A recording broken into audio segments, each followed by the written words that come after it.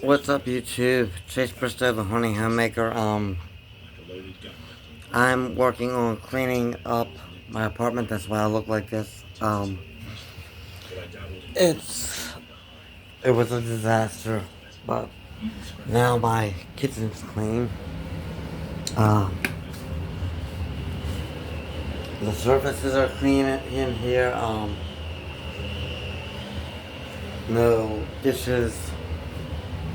Everything's put away. Kitchen is done with the exception of the floor. I always do the floor last because I don't want to be treading all over it while I'm cleaning and doing other things. So the floor's going to be last, and then carpet, then floor, or vice versa. Either way, it's part of the floor. I was doing dishes last night, and here's a little helpful tip for those of you who like to carry a Bluetooth speaker throughout your house or apartment when you're cleaning, like I do. I found this on a walk a few days ago. It's loud as fuck. But I left it in the kitchen when I was doing my dishes. And I go into my bedroom to watch something on TV. And I was bored of what was on TV, so I wanted to see what was on YouTube. And I start playing this short video. All of a sudden it scares the living shit out of me because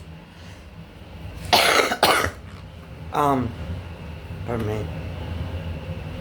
It was dark out here for one thing, and it was like sometime after midnight, and I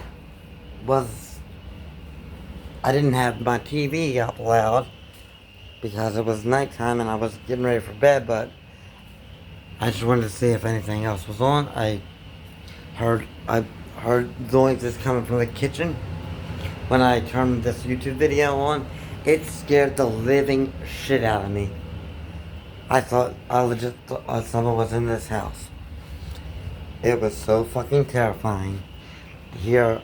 And it was a video with some guy with a very deep voice too, to make it all the worse. So always make sure you know where your speaker's whereabouts are. But that's just a little lightheartedness because I'm about to get on a very heavy subject. And it's something that I don't talk about because I stay away from politics. I make it a point not to discuss them or not to talk about the current events related to them. However, I will say this, and then you'll know why I said it. It may seem irrelevant now, but it would be if it's with what I'm about to tell you. My mother is the most non-superstitious person you'll ever meet. She doesn't believe in superstition. She is as real as they come. She doesn't believe in anything that can't be proven. Like, she is the most realistic person I know. Some people see a glass half empty, some people see it half full. My mother just wants to know what's in it and if she can drink it. I'm the same way, but my mother's way worse than me. Like, my mother doesn't believe in witchcraft and I do practice that, by the way. She doesn't believe in superstitions, witchcraft. Nothing scares her, nothing terrifies her. And all that information will be valid and useful after I finish telling you about why I posted those pictures. So I finally have a due date. I'm getting my cat, and I'm meeting my father in New York at JFK Airport February 1st. And Sophie and he'll be dropping off Sophie. And her and I will be coming back here. So, I just want to thank the people on this Discord group that were talking to me. Um, Thank you for everything and your kindness. I do apologize when I say this, um, but I kind of got my guard up a little bit, and I I have extreme trust issues, so I'm not really going to be in that Discord group. I don't know if there's anyone in there who is one of those trolls or haters or whatever, or if they're just pretending to like me. Like, I literally am so traumatized and so emotionally damaged that I just legit don't believe that anyone likes me. I think that they like to watch me and make fun of me and whatever. But I'd rather people sit there and make fun of me and like make a song or something. I mean, I'm not saying that song was making fun of me. I'm saying, I will say this: that song about me is probably the most flattering thing anybody's ever done to me or for me or whatever. And I love that song. I stir a lot. But no, I was on the phone with my parents uh last night, and we got to talking about the government shutdowns with the food stamps and everything being shut down. And my mother's telling me that she doesn't watch the news. She stays out of the room when my father has it on. Um, she is one of, like I said, she's one of the most realistic people you'll ever meet. No crazy beliefs or conspiracy theories or anything. Um, she she is very doubt. Like, she will not give things the benefit of the doubt. And if it sounds even remotely unbelievable, she'll think you're lying. So what she said to me when I was talking about how people are starving and with the food stamps being cut off, and uh, my mother's telling me that there's been planes being shut down and everything, flights getting canceled, government shutdown. My mother said something to me that shook me to my core. She said, "I I have a feeling that this is the beginning of the end of times." She said, "I think we're at the beginning of the end." And I told her, I said, "I can't believe you said that. One, because you're the most unsuperstitious, realistic, fearless person I know.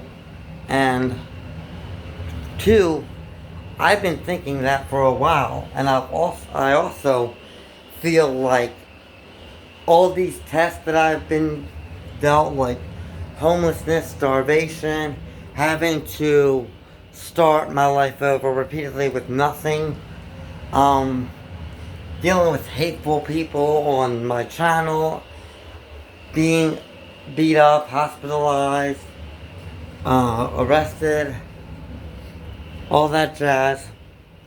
I feel like all the being stabbed in the back by people who I thought were really good friends, um, all those things that I've been through. I feel like I've been through them so that I can, when that time comes, I can lead people into salvation, or help them survive and help them get by, and recreate the new world or something. I don't know. My mother says that it's a good theory. So I don't know. I'm just shocked right now and terrified of, the fact that this totally realistic woman with a very, I don't know, a realist point of view just says something like that and agrees with me when I told her about me being the new world leader. Yeah. And she sounded concerned and a little bit scared. So, I am terrified right now.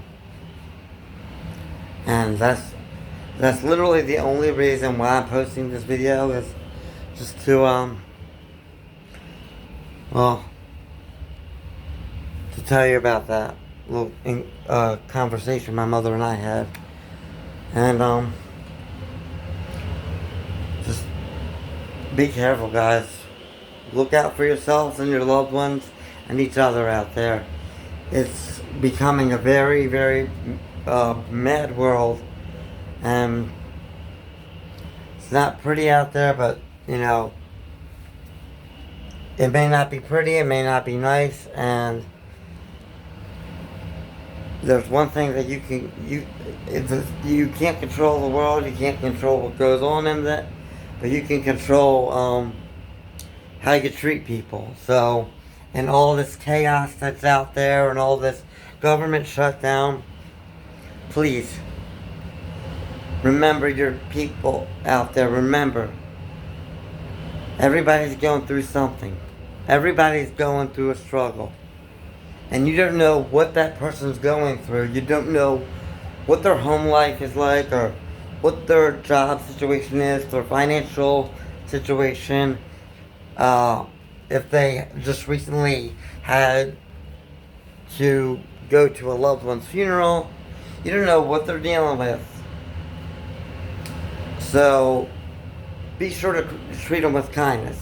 Be sure to respect them. And treat people the way you would want to be treated.